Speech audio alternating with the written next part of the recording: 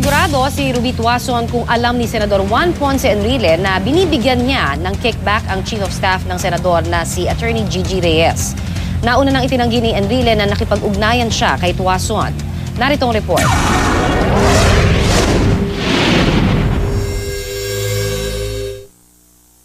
Hindi tulad ng kay Senador Jinggoy Estrada, ang umano'y kickback ni Senador Juan Ponce Enrile na mula rin daw kay Janet Lim Napoles, iniabot naman ni Ruby Tuason sa Chief of Staff ng Senador na si Attorney Gigi Reyes.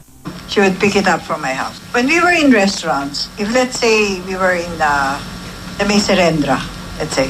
Serendra, So my car I would go down. When you enter the driveway, I go down. And if her driver is standing there, it would be handed to him. It would be handed to him, Yeah. the driver, Yes. of Attorney Reyes. Attorney Reyes.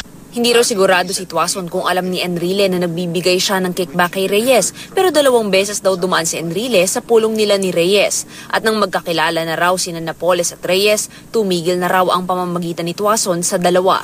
Siguro naman meron siyang inkling. But I can only presume. You presume na alam niya? Yes, sir.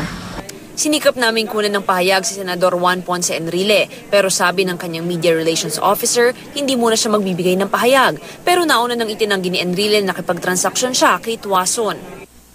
Kaugnay naman sa Malampaya Fund na inilagak sa mga NGO ni Napoles noong Administrasyong Arroyo, ang dating abogado ni dating First Gentleman Mike Arroyo na si Attorney Jess Santos Umano ang kumukuha ng kickback mula sa bahay ni Tuason. Pero hindi raw tiyak kung kanino ito napupunta at hindi rin daw siya ang contact ni Santos kundi ang kanyang yumaong kapatid. When the money would be delivered or when he would pick it up, and it would be Who would pick it up? my brother. From their Would you office. know who it is intended for? The kickbacks? No. Well, he would call, I presume Attorney Santos, he would call. And not long after, meron nang dadating doon para mag-pick up. Nauna nang itinanggi ni Santos ang paratang ni Tuason. Wala pang reaksyon si Attorney Arroyo na pinsang buo ng mister ni Tuason na si yumaong Philippine Olympic Committee Chairman Butch Tuason. Si Butch daw ang nagpakilala kay Tuason kay Napoles, pero naghiwalay na raw ang mag-asawa bago pumanaw ang mister.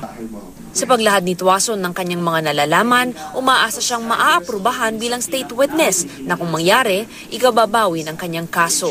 If I would not get anything like that and I were to go to jail, I pray to the Lord that He take me. Huwag naman sana ho. It's okay. I'd rather die. Para sa unang balita, Mav Gonzalez reporting.